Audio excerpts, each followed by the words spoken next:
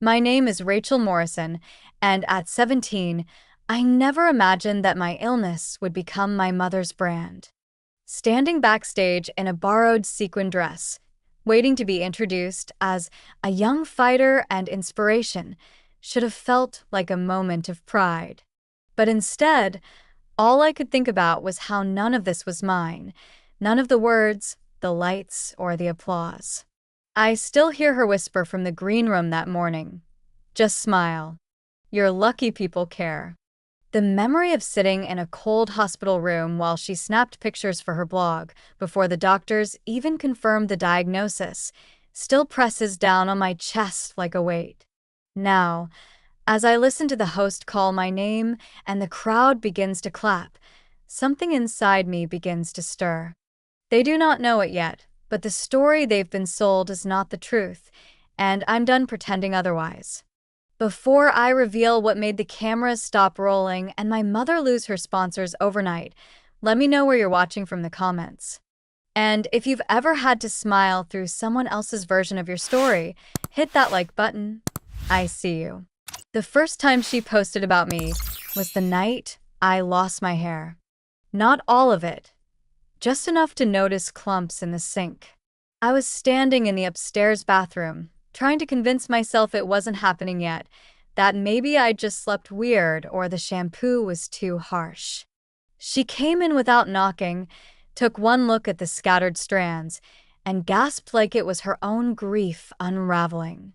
"This is it," she said, voice trembling like an actress nailing her cue. "They need to see this part. The raw honesty." I didn't say anything. I just watched her angle the light, tilt her phone, and tell me to look straight ahead. She took the shot and left the room before I could ask her not to. By the end of that week, her follower count had doubled. There was a GoFundMe link in her bio, a heartfelt post about the bravery of youth and the cruelty of fate. Strangers from cities I'd never been to commented prayers, sent blankets, offered prayers I didn't ask for. One woman knitted me a scarf in the shape of angel wings. My mother printed that comment and taped it to the fridge like a medal. She started calling me her miracle girl. At school, kids whispered when I passed, teachers paused before handing back tests, and the nurse gave me ginger candy, just in case. I felt like a walking eulogy. But to my mom, it was visibility, attention, proof that her voice mattered.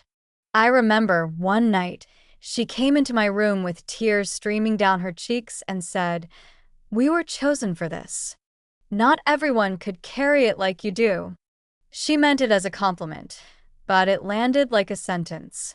That weekend, we drove to a podcast taping 2 towns over. She told the host my story while I sat beside her silently, every nod rehearsed, every smile timed. "She's just shy," she'd explain, nudging me when I didn't respond. "But she's so strong, aren't you, honey?" I learned to keep my face blank. Strength apparently meant silence. There was a boy in my chemistry class, Jacob Ellis, who once passed me a note that read, "You don't have to be brave all the time." I never responded. He stopped trying after a few weeks. When I told my mom about the note, she laughed and said, "That's sweet. But he doesn't understand what we're doing here." And I realized she was right, he didn't. Nobody did. Not even me fully. Not yet. By the time we hit the 6-month mark, the story had metastasized faster than my illness. We were flying to Los Angeles for a documentary feature, then back home for a fundraising gala. I missed my junior prom. My mom told the event organizers I was too fragile to attend, but I wasn't. I had even bought a dress, cheap, lavender, off the rack, but it hung in my closet untouched, the tag still on. Instead, I watched the live stream of the gala from our hotel room while she toasted to the warrior spirit of my daughter, my muse. She gave them a speech I'd never heard before. In it, I was always smiling, always hopeful, always thanking her for holding our little family together. I muted the screen halfway through and sat in the dark, wondering if I was the only person who knew that none of it was true. It wasn't until the morning of the TV appearance that I said anything. I had been practicing the words in my head for weeks, waiting for a moment when her guard might slip. In the hotel bathroom, as she curled my hair and applied blush to my cheeks, I said, "I don't want to do this anymore." She paused, brush midair. "You're just nervous," she said gently, her tone a little too polished. "It'll be over before you know it." I stood up and looked at myself in the mirror. Perfect hair, pale skin, circles under my eyes that concealer couldn't hide. "No," I said again, this time louder. "I don't want to be your story." She went very still. Then, calmly, she said, "If you embarrass me on live television, Rachel, I will pull every dollar out of your treatment fund. Don't think I won't." That was the first time I realized she meant it. All of it. Every photo, every caption, every tearful caption and awareness partnership. It was never about healing. It was never even about me. It was about her, about the brand she had built from my pain, and the fact that she couldn't afford for me to walk away from it now. And yet, standing behind that curtain, hearing the applause swell as the host read her scripted introduction, the brave, beautiful teen who reminds us all what courage really looks like, I felt something snap. Not loudly, not all at once. Just a quiet, final click, like a door being locked from the inside. I hadn't decided what I was going to do yet, but I knew I wouldn't be following the script. Let me know in the comments if you've ever had your story hijacked by someone else, especially someone who claimed it was for your own good.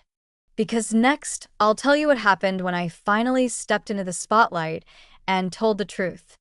The stage lights were hotter than I remembered. Or maybe I had never noticed them properly before, too busy rehearsing lines I didn't write and smiling on cue. The host turned to greet me with practiced warmth, her voice buttery and bright for the cameras. My mother stood just off stage, clutching her phone with one hand and her necklace with the other, ready to capture the moment she imagined would melt hearts. "Let's welcome Rachel Morrison."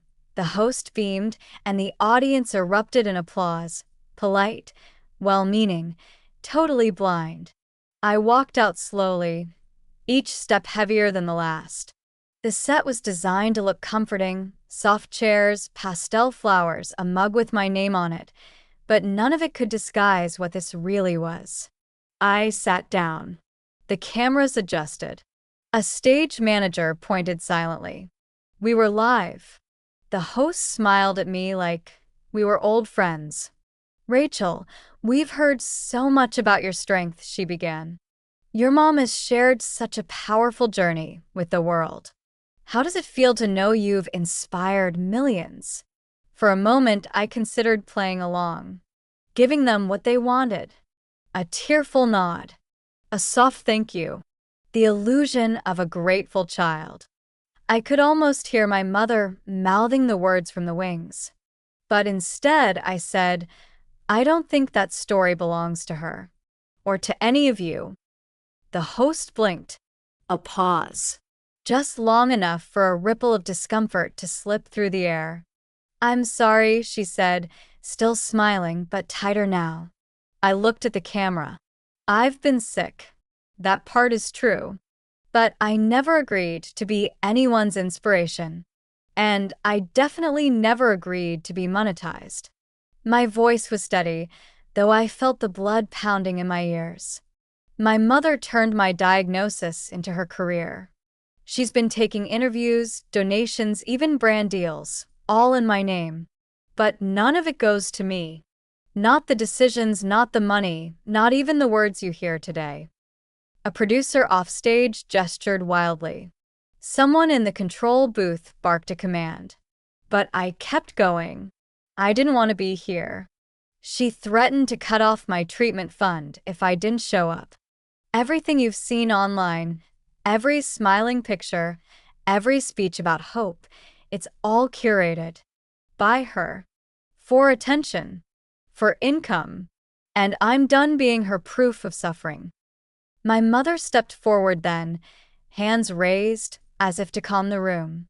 Rachel, sweetie, I don't know what you think you're doing, but I didn't let her finish. You can't gaslight me in front of a live audience, Mom. Not anymore. I turned to the host, whose face had lost its gloss. You wanted bravery? This is what it looks like. The show cut to commercial. A flurry of movement followed, producers scrambling, assistants murmuring, legal staff being summoned. I stood up and walked off the stage before anyone could stop me. My mother followed, close behind, hissing my name. Do you have any idea what you've just done? She snapped as we reached the hallway. Her voice was venom wrapped in velvet. You just cost us everything. No, I said quietly. You cost yourself everything. She tried to grab my arm, but I pulled away. You used me. You paraded my body, my pain, like a product. You never once asked what I wanted. You think we would have survived without that support? She shot back. You think insurance was going to cover all of it? The treatments, the travel, the time I took off work. Do you have any idea what I gave up for you? Her voice cracked, but the words were steel. You think anyone would have cared if I hadn't made them care? I stared at her, stunned not by what she said, but by how earnestly she believed it. You didn't make them care about me. You made them care about your story. You made them pity a version of me that never even got to speak. I stepped back, slowly. You want to be the mother of a warrior? Fine. But I'm not your soldier. Security escorted me out the side door. Not roughly, almost gently. One of them gave me a nod, the kind that says, "Good for you," even when their job is just to keep things quiet. Outside, the air was sharp with spring chill. No one followed me. No car was waiting. For a second, I just stood there, clutching my coat closed with one hand and my phone with the other. I hadn't told anyone what I planned to do. I hadn't known myself until the words left my mouth. I sat on the curb and opened my messages. Dozens of unread notifications. Some from classmates, others from people I didn't know. Saw you on TV. One said, "Took guts." Another just said, "Thank you." I didn't respond to any of them. Not yet. But I saved everyone. Back at the hotel, her things were still scattered across the bed. Makeup bags, chargers, folders of press releases labeled with my name. I packed my suitcase without touching any of it. Just my clothes, my journal, my medications. Then I took the envelope she had labeled medical, do not lose, and slipped it into my backpack. I didn't trust what was in it. But I was done leaving things in her hands. As I left, I passed a framed photo on the desk. The two of us at last year's benefit gala, her smiling wide, me looking off to the side. I picked it up, stared at it for a moment, then laid it face down. The hallway was quiet. The elevator slower than I liked. When the doors finally opened, I didn't look back. And here's where I want to ask you something. If someone twisted your pain into their platform, what would you do? Because for the first time, I said no. And everything started to unravel. The first fallout came quicker than I expected. By the time I landed back home, the internet was already choosing sides. Some commenters called me brave. Others called me ungrateful. A few even accused me of faking the entire thing just to sabotage my mother's platform. But the worst part wasn't strangers. It was the silence from people I actually knew.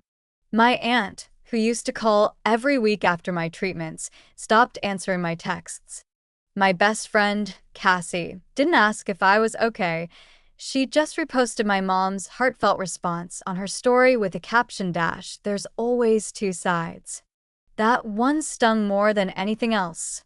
The house was quiet when I got back. Too quiet. My mother wasn't there. Neither were most of my things. The framed photos of us from the fundraiser wall were gone. So were the flowers and notes from my last hospital stay. It was like she had airbrushed me out of her life overnight. Only the furniture remained, clean, untouched, cold. On the kitchen counter sat a single envelope with my name on it. Inside was a bill for my last 2 medical visits and a sticky note with her handwriting. If you're so independent, start here. I didn't cry. Not at first. I just stared at it for a long time, the way you might study a car crash in slow motion. Then I sat down on the floor and tried to breathe through the pressure building behind my eyes. No one was coming to check on me.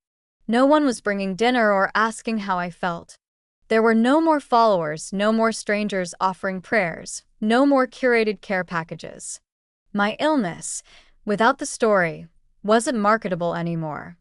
I tried calling the clinic, asked if I could access my treatment schedule without my mother's approval. The receptionist paused, then said gently, "You're still listed under a family-controlled plan. We'll need a parent or guardian to authorize the change." When I said she was no longer involved, the woman offered a quiet sigh and said, "I'm sorry, but until you're 18, our hands are tied." I hung up before my voice cracked. For a week, I stayed home, sleeping in clothes that still smelled like hospital disinfectant. I didn't eat much. I didn't post anything. My mother, on the other hand, did. She uploaded a video titled "When Your Child Turns on You, A Mother's Heartbreak." In it, she looked genuinely devastated, voice shaking, eyes red, tone just on the edge of forgiveness. "I've always fought for her," she said, even when she didn't see it, even when it hurt. Then came a montage of old footage, me in a wheelchair, smiling weakly, her holding my hand in the ER, a nurse handing her a chart. "Sometimes love is misunderstood," she said at the end. "But I will never stop loving my daughter, even if she doesn't love me back." It went viral in under 12 hours. Donations resumed. So did the death threats. One morning, I opened my email to find dozens of messages. Some were kind. Some weren't. "Spoiled brat." One read, "Your mom should have left you at the hospital," said another. But mixed in between was a message from a girl named Lily who said, "Same thing happened to me. My dad raised money for my recovery and spent it on vacations. I thought I was crazy. You're not alone." That message kept me from closing my laptop forever. I started documenting everything. Quietly. I printed out medical invoices and receipts I'd never seen before. I took screenshots of emails between her and sponsors, some of which included itemized payments that had nothing to do with my care. One note mentioned the Rachel effect, a phrase a brand manager used to describe the surge in engagement from one of my hospital photos. Another referenced the cost of hair extensions, hers, not mine. At night, I dug through old drawers for paperwork. Birth certificate, insurance documents, any file that might help me claim legal autonomy once I turned 18. I didn't know what I was building yet, but I knew I needed proof. Not for the internet. For myself. To make sure that when the time came, I wouldn't fold under her narrative again. Cassie finally texted me. One line. "You could have warned me before you blew everything up." I stared at the message, reread it twice, then deleted the thread. She wasn't asking if I was okay. She wasn't trying to understand. She was upset that the story she believed in had cracked, and I was the crack. The real turning point, though, came 2 weeks later. I was at the pharmacy trying to refill a prescription when the clerk frowned at the screen and said, "Your coverage isn't active." I asked what she meant. She turned the monitor toward me. "Your policy was terminated this morning." That's when I knew she wasn't just punishing me socially. She was cutting me off fully financially, medically. I walked out of that store without my pills, holding nothing but a rejection printout and a heart that suddenly felt like it might fail without more than medicine. I went home, opened my laptop, and typed one email. Not to her. To a lawyer I found through a medical emancipation article someone had posted in a comment under my interview. Her name was Tara Lynn. She responded within an hour. "Let's talk," she wrote. "I've seen this before." For the first time in months, I felt something shift. It wasn't hope, not quite. It was clarity. I wasn't crazy. I wasn't selfish. I was someone trying to survive in a story I never agreed to star in. And now, for the first time, I had a pen in my hand. Let me ask you something. If your safety depended on breaking your silence, would you risk losing everyone who claimed to love you? The courthouse lobby was too clean. That was the first thing I noticed. Not elegant, sterile. The kind of space designed to feel neutral, but somehow made everything feel smaller, like even your footsteps should apologize for existing. I walked in carrying a folder thick with printouts, screenshots, financial records, a few emails I never should have seen. Tara met me near the elevators in a slate gray suit that looked like it belonged to someone with answers. She didn't smile. She didn't ask how I was. She just said, "You ready?" I nodded. My voice hadn't worked properly all morning. The courtroom wasn't what I expected. No drama. Just pale wood, uncomfortable chairs, and a judge who barely looked up as we filed in. My mother was already seated at the opposite table, flanked by her lawyer, someone I vaguely recognized from one of her brand events. She didn't meet my eyes. She looked polished, calm, exactly like the mother the internet still believed in. But I noticed the way she fiddled with her bracelet, twisting it the way she always had when she was cornered. It was the only sign that she knew something was about to shift, and she wasn't in control of it. Tara stood first. "Your Honor, we're petitioning for partial emancipation and retroactive financial control." Her voice was steady. "My client has evidence that her medical fund was used for non-medical expenses and that her legal guardian monetized her likeness, without informed consent." The judge raised an eyebrow, but said nothing yet. My mother's lawyer cleared her throat and launched into a rehearsed defense about shared trauma, parental sacrifice, and temporary miscommunications. At one point, she even said, "Rachel never said she didn't want to be part of the project until recently." I almost laughed. Not because it was funny, but because of how easily they made silence sound like agreement. Then they asked me to speak. I didn't stand. I stayed in my seat and opened the folder. I passed the clerk the documents Tara had marked with yellow tabs. Bank withdrawals made on the same day I had a seizure in school. Sponsorship checks addressed to my mother that were cashed into a joint account she later removed me from. Emails that called me a marketable angle in pitches to podcast producers. I didn't look at my mother while they read. I looked at the judge. I said, "I was told to smile. I was told to be brave. I was told we were surviving because of what she was doing. But the truth is, I was surviving in spite of it." There was a pause after I spoke. Not long. Just enough to let the silence become something sharp. My mother stood up. She didn't ask permission. She just spoke. "Your Honor, I did what I had to do. Insurance didn't cover enough. No one helped us. We were alone." Her voice cracked then, the performance bleeding at the edges.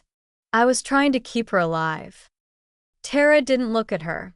She just said calmly, "And yet you booked 2 trips to Miami, bought designer bags, and signed 5 brand contracts that mentioned sympathy leverage." Then she slid one more document across the table. "This is a contract Rachel never signed, but her name is on it." The judge finally spoke. "We will need time to review. But from what I see today, this isn't about parental support. It's about control." When we left the courtroom, I didn't feel victorious. Just empty. Like someone had pulled a splinter that had lived under my skin for too long. I expected her to follow me. Maybe shout, maybe cry, maybe ask me if this was really what I wanted. But she didn't. She stayed behind, probably already drafting a statement for her followers. She wouldn't come after me with words. She'd do what she always did, tell a version of the story she could survive inside. Tara walked me to the edge of the parking garage. She handed me a small card. That's a trauma counselor. Don't wait too long. Then she paused. And Rachel? What you did in there, that was yours, not hers. No matter what she says. I drove back to the apartment I was now renting with money from a separate emergency grant we'd found through a victim's legal fund. It wasn't much, just one room and a leaky faucet, but it was quiet. No one asked me to smile. No one pointed a camera at my face. That night, I sat on the floor, my back against the bed frame, and opened my laptop. There was already a new video on my mother's channel. She hadn't posted in days, which was rare. The thumbnail was a blurry photo of me as a child, wrapped in a hospital blanket. The title read, When a Child Becomes a Stranger. I didn't click it. I didn't need to. I knew the script. Instead, I opened a blank document. For once, I wasn't writing to defend myself. I wasn't writing to correct the record. I was just writing to remember what really happened, what I really said, what no one ever thought to ask. Maybe I'd share it. Maybe I wouldn't. But it would be mine. Later that night, I got a message from someone I hadn't heard from in months. Jacob. Just 4 words. I believed you then. I stared at the screen for a long time, then closed it without replying. Not because it didn't matter, but because I finally didn't need it to matter to believe it myself. The next morning, I went to the clinic alone. I paid with a card tied to my own account. The nurse didn't recognize me. She just handed me a clipboard and smiled. First-time visit, she asked. I looked at the form. Name. Address. Guardian. Blank. No, I said. Not anymore. The morning after the court ruling, I woke up before my alarm. Not because I was anxious, at least not the way I used to be, but because there was nothing left to wait for. The light through the blinds was pale and cold, spilling across the uneven floorboards of the studio apartment I now called home. There was no hospital equipment in the corner. No candles my mother used to arrange for aesthetic effect. Just a chipped desk, a folding chair, and a mattress on the ground with a single blanket. For the first time in almost 2 years, I had no one expecting me to perform. I boiled water for tea and sat by the window, my phone silent beside me. My mother hadn't called. I didn't expect her to. The channel was still active, but her tone had changed. Less posts about grief and more about privacy during this difficult family moment. According to some online forum someone had forwarded me, she'd launched a new blog about navigating motherhood after betrayal. I didn't click the link. I didn't need to. The way she adapted wasn't surprising anymore. She would never tell the truth. Not to them. Maybe not even to herself. That week, I started showing up to the clinic on my own. At first, the nurses kept asking if my mom would be joining. I told them no, each time with a tighter edge in my voice. I handed over the paperwork I had fought to access.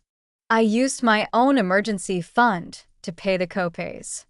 The clerk raised an eyebrow at the name on the card, Rachel Morrison, but said nothing. That silence felt like a victory. In the waiting room, I kept to myself, headphones in, eyes on the door. I didn't look like a survivor. I didn't feel like one either. But I was there. That counted for something. A few days later, I got an email from the same lawyer who'd helped me in court. "The fund is officially transferred to your name," it read.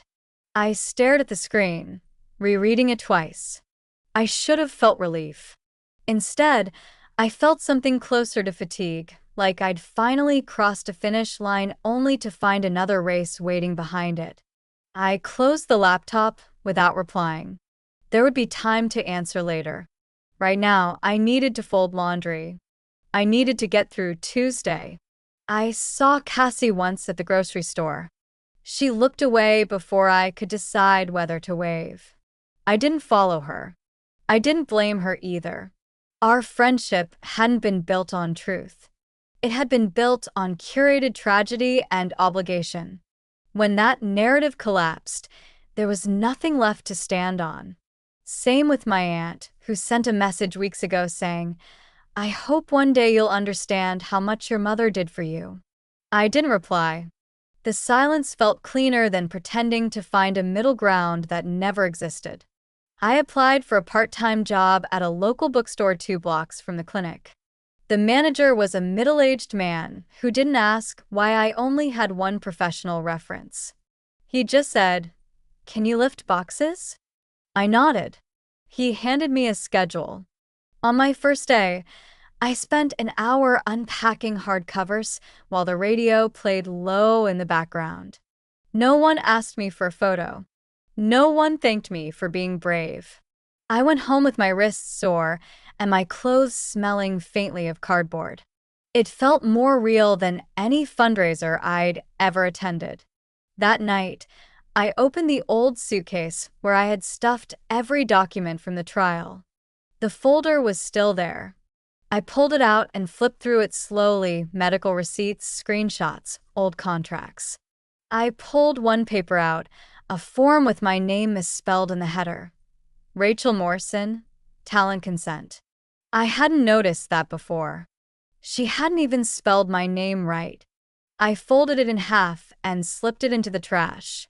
One morning, I found an envelope in the apartment mailbox with no return address.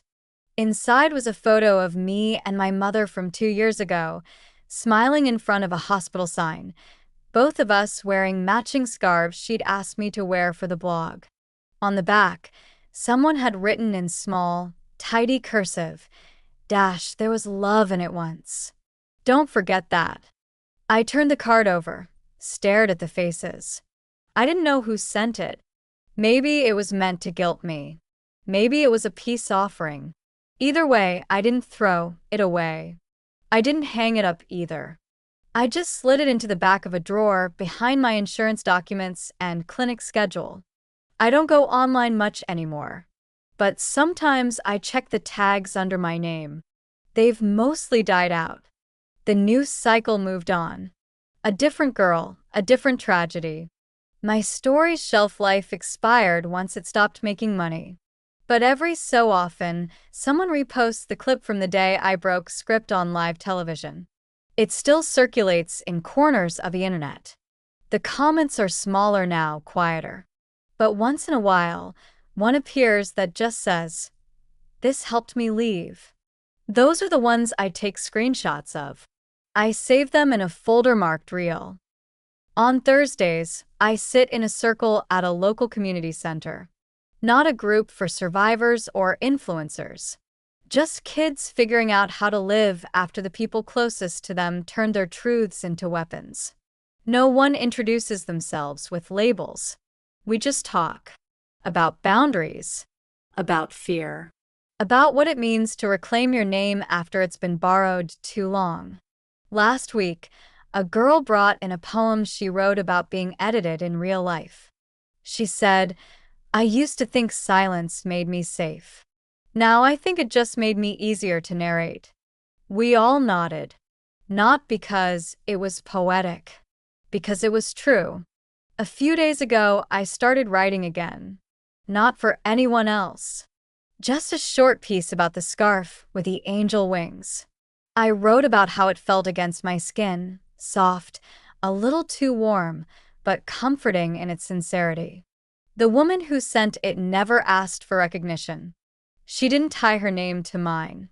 She just sent something gentle into the world and let it land. That's the kind of kindness I believe in now. Quiet. Intentional. Unbranded. I still don't know if my mother ever loved me more than she loved the attention that came with me. But I've stopped trying to answer that. Some questions don't deserve endless airtime. Some stories end not with resolution, but with someone finally walking off the stage. Next week, I have a follow-up appointment. I'll bring my own folder this time, labeled clearly with tabs in the right places. I'll know what questions to ask. I'll know how to take notes. I'll sit in the exam room by myself, no hand to hold, no camera waiting, no audience to perform for. And that will be enough. It started with the box under my bed. I hadn't touched it in months. Not since the day I unpacked my things and told myself I was finished with the past. But on a rainy Saturday morning, with nowhere to be and no one expecting me, I pulled it out and sat cross-legged on the floor. Inside were all the fragments I hadn't been ready to throw away: a hospital bracelet with the ink nearly faded, an envelope of photos I hadn't looked at since court, the lavender dress I never got to wear to prom. I ran my hand across the fabric, soft and untouched, still smelling faintly of dust and something older I couldn't name. There was no cinematic epiphany, no swelling music or sudden clarity, just a quiet sense that maybe I was finally allowed to look without flinching. I laid the photos out in a row. Each one a still from a version of myself I didn't recognize but couldn't deny. Me, smiling weakly. Me, asleep in a wheelchair. Me, looking just past the camera while she framed the moment. I didn't cry. I didn't smile. I just studied them the way you might study a weather pattern after the storm's already passed, trying to understand, not trying to rewrite. That afternoon, I walked to the bookstore and asked to switch my shifts. Not because I needed fewer hours, but because I wanted one morning a week to myself. The manager nodded. No questions. Just a pencil mark on the schedule and a quiet, "Got it." I used that first free morning to sit at a corner cafe with a notebook I hadn't opened since I moved in. I started writing, not a blog, not a statement, just memory in real time. No editing. No audience. The first line read, "My name is Rachel Morrison, and I don't need to be brave to be whole." I didn't know what I'd do with the pages, if anything. But I filled 3 before the tea went cold. Sometimes I still get messages from people who followed the story. A few are cruel. Most aren't. Every now and then someone writes, "I used to believe her version." I'm sorry. I don't reply. Not because I'm angry. I'm just done living in reaction to what others believe. I've learned that apologies don't fix history, they just name it. And for me, that's enough. The truth doesn't need to be loud anymore. There's a girl in the support circle, Alyssa, who reminds me of myself last year. Soft-voiced. Eyes always scanning for the edges of the room. This week, she brought in a court document with her name spelled right for the first time. She didn't say much, just held it in her lap like it was too sacred to unfold. After group ended, I walked with her to the parking lot. We didn't talk about trauma or parents or any of it. We just talked about shoes. Then, What it's like to finally choose your own haircut. I think that's what healing is supposed to look like. Ordinary moments that don't require performance. I still haven't spoken to my mother. she still hasn't admitted what she did. But last month, she sent a certified letter through her lawyer offering a formal reconciliation conversation. I didn't accept. Not because I'm angry, but because I don't owe her another script to step into. Some endings are only real when they stay unfinished. Some distances are the boundary, not the punishment. Every few weeks, I find myself walking past the old clinic, not to go in but just to remember what it meant to sit there and say nothing while someone else spoke for me. I don't need to relive it. I just need to remember that I lived through it, that I left, that I still leave every day a little more. Last week, I bought a small secondhand frame from the thrift store. Inside, I placed one photo, me in the bookstore, sorting a stack of returns, mid-laugh, taken by the new manager on a slow afternoon. There are no filters, no captions, just light across my shoulder and an expression I didn't recognize at first because it wasn't rehearsed. I placed it on the shelf beside my keys, right by the door. That's what I see every morning now. I'm not waiting for the next chapter to begin. I'm not trying to package what happened into a lesson. I wake up. I go to work. I make dinner. Sometimes I write. Sometimes I don't. But everything I do now comes from a place that no longer needs permission. Thank you for joining me on this journey, and I hope my story inspires you to recognize your own inherent worth, no matter who doesn't see it.